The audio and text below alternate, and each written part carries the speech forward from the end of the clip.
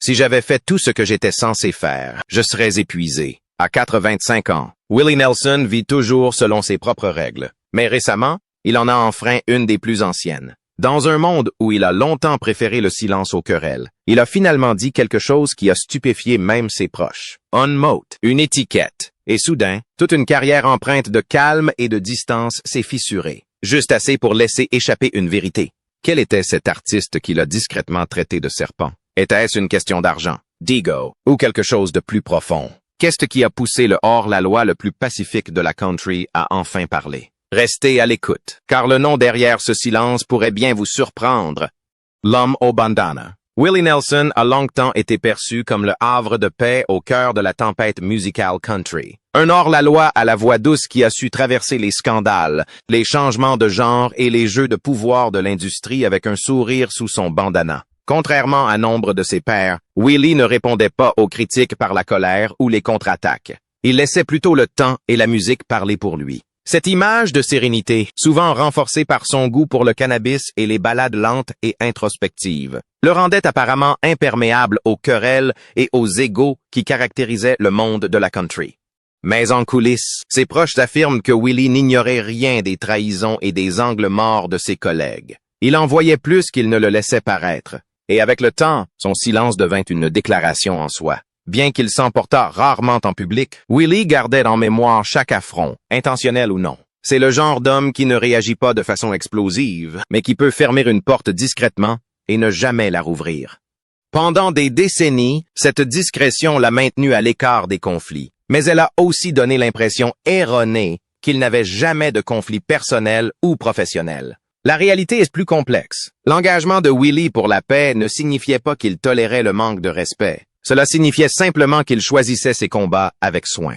Et quand quelqu'un franchissait une limite, il ne disait rien, il s'éloignait. Cette manière discrète de fixer des limites était souvent interprétée à tort comme de l'indifférence. Mais c'était en fait un acte délibéré de respect de soi. Certains disent que le silence de Willie était sa façon de protester. Il n'éprouvait pas le besoin d'étaler ses problèmes personnels, ni de s'en prendre à la presse. Il veillait simplement à ne jamais partager la scène, une chanson, ni même un sourire avec quelqu'un en qui il avait perdu confiance. Lors des interviews, il esquivait les questions sur certains artistes, détournait le sujet par l'humour ou racontait une anecdote qui en disait long sans nommer personne. Ce comportement a perduré pendant des années. Mais aujourd'hui, à 85 ans, quelque chose a changé.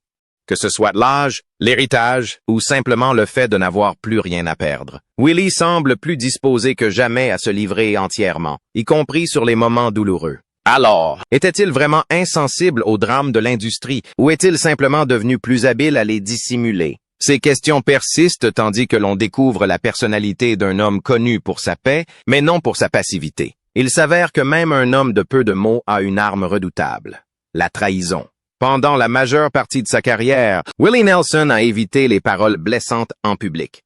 C'est pourquoi ce fut un choc lorsqu'il a, dans une rare remarque désinvolte à un ami proche, qualifié un artiste de serpent. Ce terme n'a pas été crié sur scène ni imprimé à la une d'un journal. Il a été prononcé à voix basse lors d'une conversation privée. Pourtant, pour ceux qui connaissent Willie, le poids de ce seul mot était indéniable. Il n'était pas prononcé sous le coup de la colère ou de la rancune. Il était empreint de déception. Willie ne jure pas par des mots comme celui-ci à la légère. Lorsqu'il parle, c'est généralement parce que la blessure est profonde. Ce qui s'est exactement passé entre Willie et cet artiste anonyme reste flou. Mais les séquelles émotionnelles persistent depuis des années. Son entourage affirme qu'il ne s'agissait pas d'un incident isolé, mais plutôt d'une série de petites trahisons, de promises non tenues, voire d'un acte ayant violé la confiance à laquelle Willie accorde une valeur primordiale. Quoi qu'il en soit, il n'a jamais confronté directement la personne ni rendu le différend public. Il n'en avait pas besoin. Willie a toujours eu pour habitude de se retirer discrètement, mais non sans raison. Et dans ce cas précis, ce départ discret a peut-être été plus éloquent que n'importe quelle confrontation. Fait notable, Willie n'a jamais confirmé l'identité de celui qu'on surnomme la Serpentine. Fans et proches du milieu ont spéculé. Certains évoquent d'anciens collaborateurs qui se seraient éloignés, d'autres des étoiles montantes dont les valeurs auraient divergé des siennes en coulisses. Mais fidèle à lui-même, Willie a entretenu le mystère, peut-être pour éviter d'alimenter les gros titres, ou peut-être par ultime geste de clémence envers quelqu'un qui, à ses yeux, ne méritait pas une seconde chance. L'absence d'accusation directe n'affaiblit pas la déclaration, elle la renforce. Après tout, le silence a toujours été l'arme la plus redoutable de Willie. Alors, quel était cet artiste qui l'a traité de « serpent » ? S'agissait-il d'une trahison liée à l'argent, à l'ego ou à la musique elle-même? Ces questions restent sans réponse. Mais une chose est sûre, lorsque Willie Nelson a qualifié quelqu'un de « serpent » en silence, le mal n'était pas superficiel. Il a touché quelque chose de plus profond, quelque chose d'irréparable.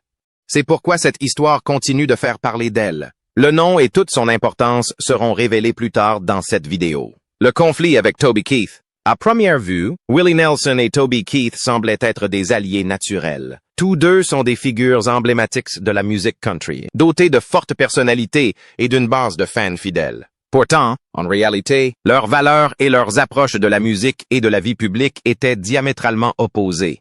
Willie a toujours prôné l'unité, utilisant la musique comme un pont entre les générations, les idéologies et les cultures.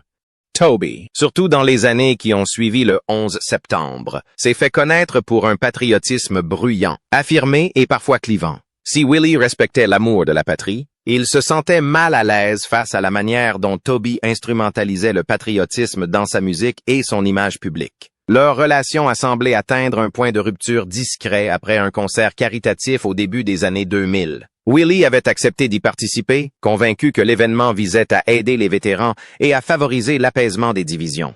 Mais lorsque Toby est monté sur scène, l'atmosphère a changé. D'après des témoins en coulisses, le spectacle ressemblait davantage à une prise de position politique qu'à un message d'unité. Willie, qui se tenait juste en retrait, aurait été pris au dépourvu par le ton agressif du concert. Des sources affirment qu'il aurait déclaré plus tard.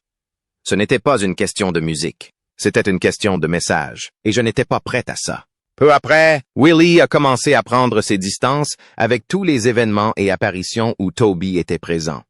Ce qui rendait cette rupture significative, ce n'était pas seulement une divergence d'idéologie, mais aussi la façon dont elle remettait en question la vocation même de la musique. Pour Willie, la musique country a toujours puisé ses racines dans le partage d'expériences et d'histoires. Ce n'est pas un instrument de division, mais de réflexion. L'approche de Toby, malgré son succès commercial, apparaissait à Willie comme un simple spectacle déguisé en drapeau, une approche qui passait à côté de la profondeur émotionnelle qui, selon lui, définit la véritable musique country. Il aurait même déclaré que certaines œuvres de Toby étaient trop bruyantes pour permettre d'entendre la vérité. Une critique subtile mais pertinente qui dépassait le simple cadre d'une préférence artistique. Elle reflétait un désaccord profond. Si Willie n'a jamais attaqué publiquement Toby Keith, il n'a jamais collaboré avec lui par la suite. Des années plus tard, interrogé sur la possibilité de jouer un jour avec Toby, Willie répondit simplement « Certaines choses n'ont pas besoin d'être répétées. » Le silence qui suivit n'était pas motivé par la volonté d'éviter la controverse, mais par la volonté de protéger ce qu'il considérait comme les valeurs fondamentales de la musique country. Il ne s'agissait pas d'une querelle à grand renfort de cris ou de gros titres. Ce fut une sortie discrète, guidée par des principes, la rébellion de Willie contre le système. Au début des années 1970, Willie Nelson se retrouva à la croisée des chemins. Après des années passées à tenter de s'intégrer à la structure rigide de l'industrie musicale de Nashville, il comprit que cela ne fonctionnait tout simplement pas. Le système privilégiait une production léchée, des thèmes prévisibles et une image stéréotypée de ce que devait être un artiste country. Willie, avec sa voix atypique, ses textes bruts et son attitude décontractée, ne correspondaient pas à ce modèle. Il ne s'intéressait ni aux tubes radiophoniques ni aux tendances. Il voulait faire de la musique selon ses propres termes, authentique, sincère et sans filtre. Ce désir l'a poussé à prendre une décision audacieuse, quitter Nashville. Le déménagement de Willie à Austin, au Texas, représentait bien plus qu'un simple changement de décor. C'était une rébellion discrète qui allait redéfinir tout le genre. À Austin, il a trouvé une scène qui encourageait l'expérimentation et l'indépendance. Il y avait de la place pour les hippies, les cowboys et tous les autres. Personne ne se souciait de votre style vestimentaire ni de qui écrivait vos chansons. L'essentiel était que la musique sonne authentique. Willie s'épanouit dans ce nouvel environnement. Entouré d'artistes qui privilégiaient la liberté aux formules toutes faites, il contribua à la naissance de ce qui allait devenir le mouvement Outlaw Country, un collectif informel de musiciens rejetant le système de Nashville au profit d'une musique plus brute et personnelle. Bien sûr, son départ ne passa pas inaperçu. À Nashville, certains dirigeants et producteurs le perçurent comme une trahison. Willie fut qualifié de difficile, voire de has-been, par ceux qui ne comprenaient pas ou ne voulaient pas comprendre ce Vision. Les stations de radio ont tardé à diffuser ces nouveaux morceaux, et certains milieux de l'industrie l'ont discrètement enterré. Mais Willie n'a pas flanché. Au lieu de se battre pour être reconnu, il a continué à créer la musique en laquelle il croyait. Des albums comme Red-Hated Stranger ont prouvé qu'il était possible de réussir en dehors du système. Willie n'a pas simplement quitté Nashville. Il a montré aux autres comment s'en sortir sans elle. Ce chapitre de la carrière de Willie ne se résume pas à une simple querelle ou à un coup de gueule public. C'était une prise de position discrète et réfléchie contre un système qui exigeait la conformité. En s'éloignant, il n'a pas seulement préservé sa propre voix, il a aussi donné à d'innombrables autres la permission d'en faire autant. Dans un secteur où les compromis sont souvent de rigueur, le départ de Willie Nelson pour Austin reste l'un des exemples les plus frappants d'intégrité face aux pressions de l'industrie. L'incident avec Ray Price. En 2007, Willie Nelson s'est retrouvé au cœur d'une des rares querelles publiques de sa longue carrière. Cette fois-ci, c'est la légende de la country, Ray Price, qui était impliqué. L'incident a commencé par ce qui semblait être une plaisanterie anodine dans une chanson. Willie, connu pour son humour et son autodérision, avait glissé dans l'un de ses morceaux une phrase ironique sur l'âge de Price, laissant entendre que le chanteur plus âgé n'était plus tout jeune. Si l'intention était sans doute de faire un clin d'œil léger à leur décennie de carrière, Ray Price ne l'a pas perçu ainsi. Sa réaction fut immédiate et cinglante. Il a traité Willie d'imbécile, une déclaration qui a pris de court fans et professionnels du secteur. La tension était surprenante, non seulement parce que les deux hommes étaient des vétérans chevronnés, mais aussi parce qu'ils entretenaient un long respect mutuel. Ils avaient joué ensemble, fait des tournées côte à côte et étaient souvent considérés comme appartenant à la même génération d'icônes de la musique country traditionnelle. Mais cet instant a révélé à quel point la frontière entre taquinerie et irrespect perçu peut être ténue, surtout chez des artistes dont l'héritage est si étroitement lié à leur image publique. Pour Ray Price, la plaisanterie semblait remettre en question sa pertinence et laissait peut-être entendre que l'âge l'avait rendu moins important. Cette pique, intentionnelle ou non, a touché un point sensible. À son crédit, Willie n'a pas envenimé la situation. Il n'a pas défendu publiquement les paroles ni répliqué par une autre pique. Au contraire, il est resté, comme à son habitude, silencieux, laissant la tension retomber. Avec le temps, les deux hommes se sont réconciliés. Ils ont échangé des messages privés et ont fini par renouer des liens plus amicaux. Cet incident reste néanmoins l'une des rares fois dans la carrière de Willie où son humour a été mal interprété et il a démontré comment même de petits faux pas peuvent créer des tensions temporaires, même entre légendes. Le public a peut-être vite tourné la page, mais pour les proches des deux hommes, cet épisode a rappelé combien les amitiés de longue date peuvent être fragiles sous le poids de longues carrières. Au final, ce n'était pas une querelle qui a défini l'un ou l'autre artiste, mais une rare erreur dans le parcours diplomatique de Willie. Cela a aussi prouvé que même des remarques bien intentionnées peuvent être mal interprétées, surtout lorsque l'héritage, la fierté et l'histoire sont en jeu. Dans la musique country, où les récits se mêlent souvent à la vérité personnelle, chaque mot a son importance, même les plus légers. Alors qu'une vieille blessure commençait à peine à cicatriser, une autre relation, en coulisses, a commencé à se détériorer discrètement. Les tensions avec Kris Kristofferson. Willie Nelson et Kris Kristofferson ont formé l'un des duos les plus emblématiques de la musique country. Members fondateurs des Highwaymen, aux côtés de Waylon Jennings et Johnny Cash. Leurs voix et leurs idéaux ont contribué à définir toute une génération de country outlaws. Mais derrière cette camaraderie et cette alchimie créative, il y avait des moments de tension latente, notamment lorsque leur parcours artistique et leurs convictions personnelles ont commencé à diverger. Bien qu'ils ne se soient jamais brouillés publiquement, leurs proches affirment que leur amitié s'est refroidie avec le temps, marquée par des divergences dans leur vision du rôle de la musique, de l'activisme et de l'identité personnelle. L'une des principales divergences était d'ordre politique. Kris Kristofferson est depuis longtemps l'une des voix politiques les plus engagées de la musique country.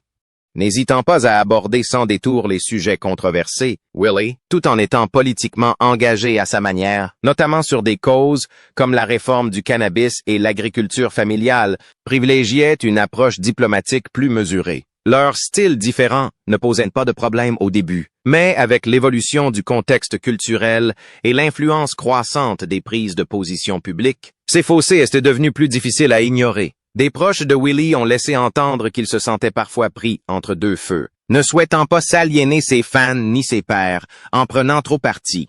Le véritable tournant se serait produit lors d'une levée de fonds politique à la fin des années 2000 où les deux artistes étaient invités à se produire. En coulisses, sur un ton humoristique, Chris aurait déclaré que Willie était davantage une mascotte qu'un musicien. La remarque, peut-être anodine, voire affectueuse, a pourtant touché un point sensible. Pour quelqu'un qui a bâti sa réputation sur l'authenticité et un respect chèrement acquis, être réduit à un symbole plutôt qu'à un artiste était une insulte subtile et durable. Willie n'a jamais réagi publiquement, mais des sources proches du couple ont constaté une nette distance entre eux au cours des années suivantes. Ils ne se sont jamais brouillés officiellement et n'ont jamais été ennemis. Mais la dynamique a changé. Moins d'apparitions communes, plus de nouvelles collaborations. Les conversations, autrefois fluides, se sont raréfiées. Ce n'était pas une fin brutale, mais un éloignement discret entre deux légendes dont les chemins ne se croisaient plus comme avant. Et si le lien qu'ils ont tissé à leur apogée restera à jamais gravé dans l'histoire de la musique country, les tensions apparues par la suite nous le rappellent. Même entre amis, les mots peuvent blesser. Le côté clinquant de la country. Willie Nelson a toujours défendu une forme particulière de country. Brute, authentique et ancré dans le vécu. Alors, quand la country a commencé à s'orienter vers des influences pop plus lisses, il n'a pas applaudi. Willie n'a jamais attaqué de front les artistes qui ont donné à la country une orientation plus commerciale. Mais ses proches affirment qu'il exprimait souvent, in silence, sa frustration face à la perte d'authenticité du genre. Pour lui, la musique country n'a jamais été une question d'image ou de domination des charts. C'était une question d'authenticité. Et peu d'artistes semblent mieux incarner ce glissement vers la pop country que Shania Twain. L'ascension de Shania Twain à la fin des années 90 et au début des années 2000 a marqué un tournant dans la musique country, avec des spectacles scéniques élaborés, des performances chorégraphiées et des tubes radiophoniques qui ont conquis un large public. Elle possédait un charisme indéniable, mais pour les traditionalistes comme Willie, c'était comme une rupture avec l'âme du genre.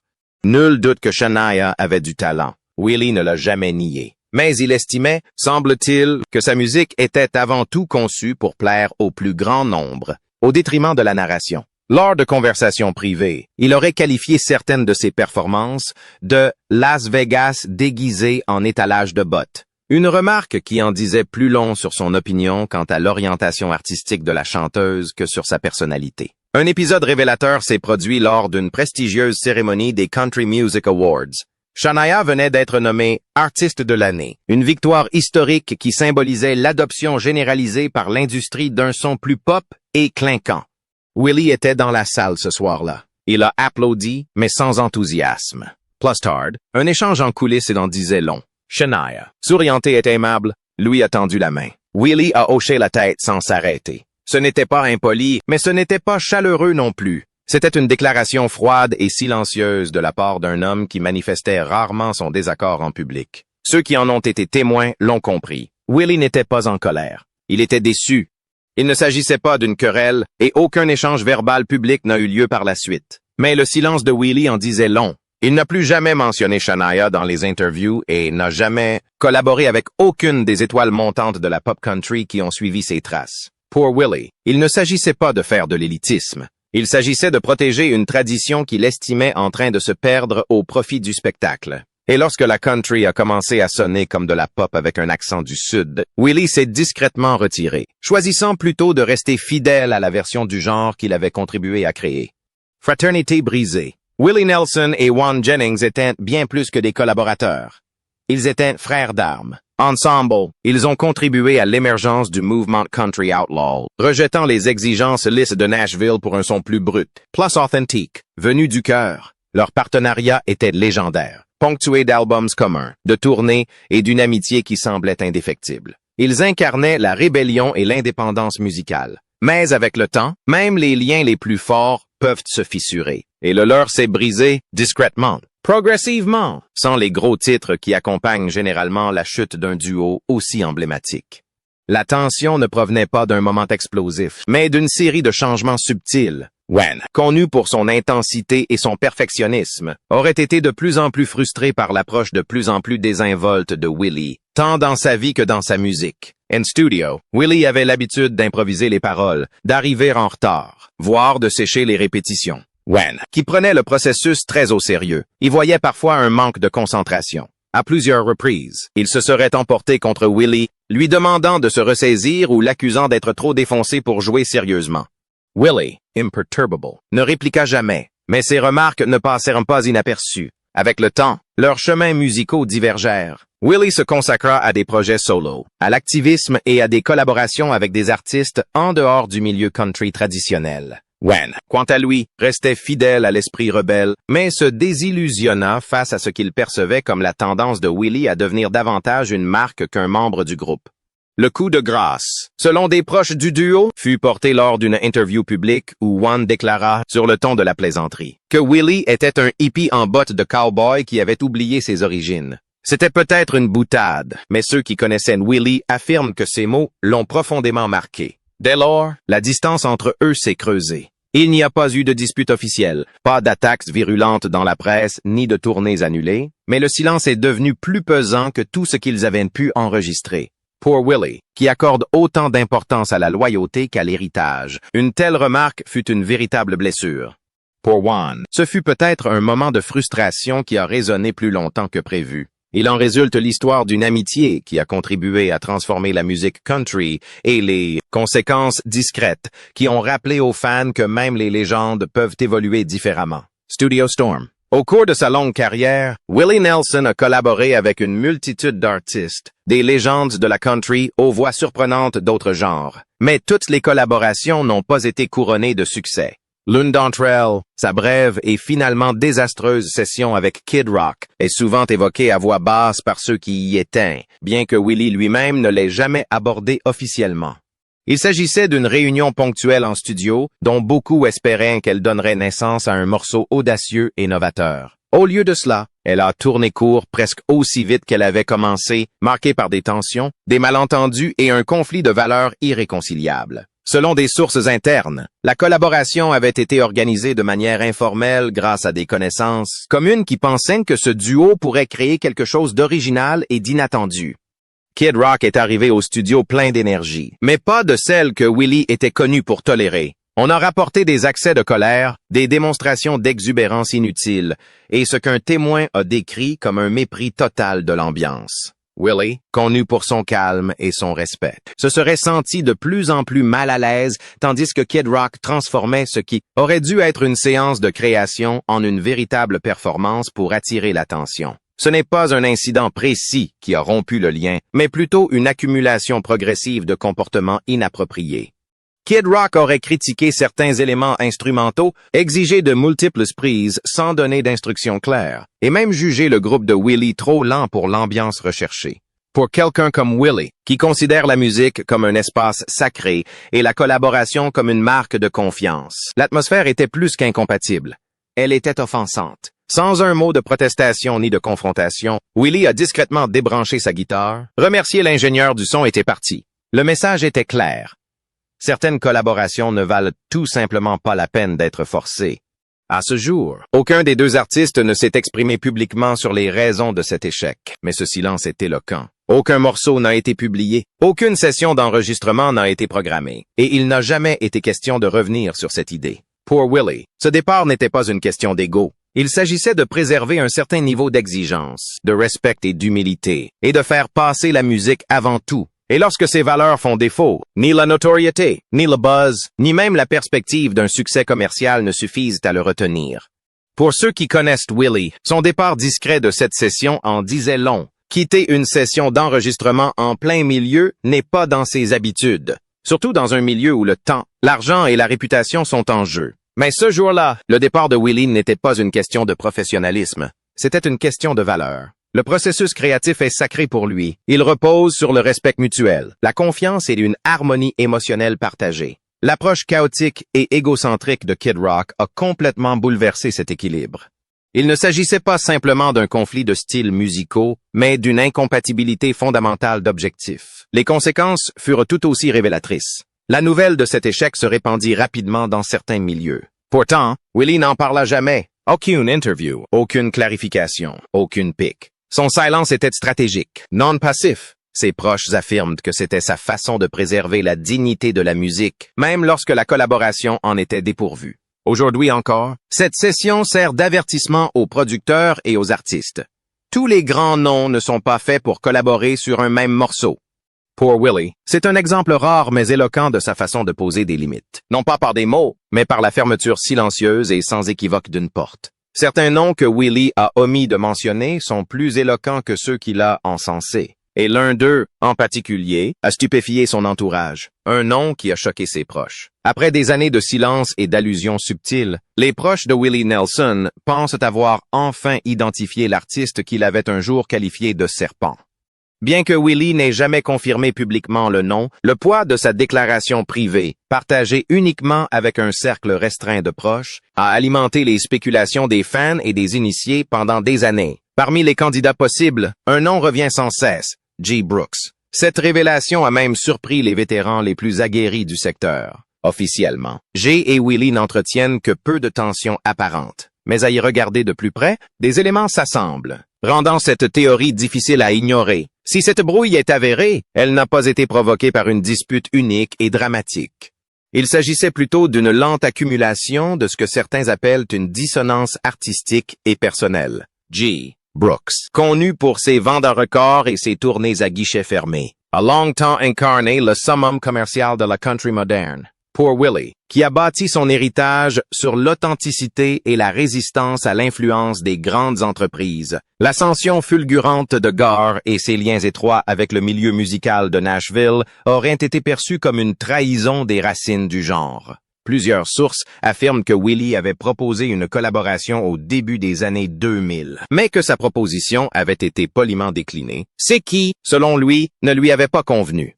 Ce n'était pas seulement le refus, c'était la manière dont il a été formulé. Selon un membre de longue date de l'équipe de Willie, les responsables de Gar ont décliné l'offre sans ménagement, laissant entendre que Willie n'était pas assez en phase avec le projet de crossover qu'ils envisageaient. Cette remarque, qu'elle ait été exagérée ou mal interprétée, serait parvenue aux oreilles de Willie, qui, sans confronter personne, l'a néanmoins mal prise.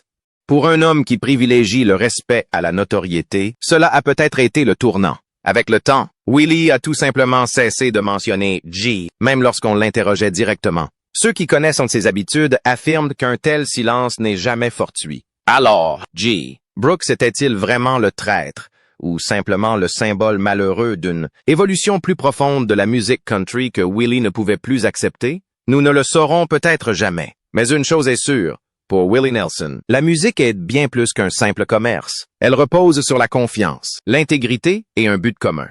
Une fois la confiance rompue, même discrètement, il est rare de pouvoir la rétablir. Comme l'a dit un ami proche, si Willie cesse de parler de toi, c'est déjà fini.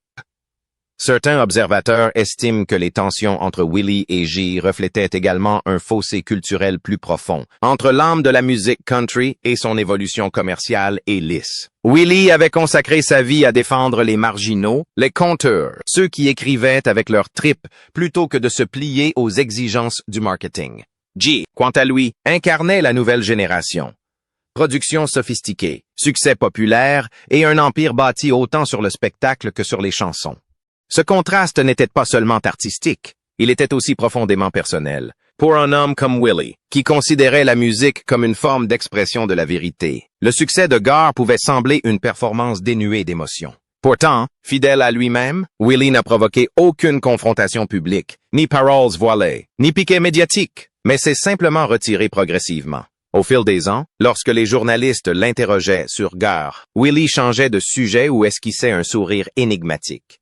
Il n'a jamais nié le talent, mais il n'a jamais cautionné l'homme. Cette retenue, pour ceux qui le connaissaient bien, en disait long. C'était la façon pour Willie de poser un ultimatum sans jamais élever la voix. Le mystère de ce jugement lapidaire, Serpent, persiste, car il ne s'agissait pas de faire du drame. Il s'agissait de déception. Et pour un homme qui a passé des décennies à faire preuve de plus de clémence que de souffrance, cette déception est peut-être la vérité la plus dure qu'il ait jamais laissé échapper. Merci d'avoir regardé. Si cette analyse approfondie vous a plu, n'hésitez pas à liker, à laisser un commentaire et à vous abonner pour découvrir d'autres histoires sur la musique country. Et surtout, ne vous arrêtez pas là! Cliquez sur la vidéo suivante pour un autre chapitre inédit des coulisses les plus insolites de la musique country.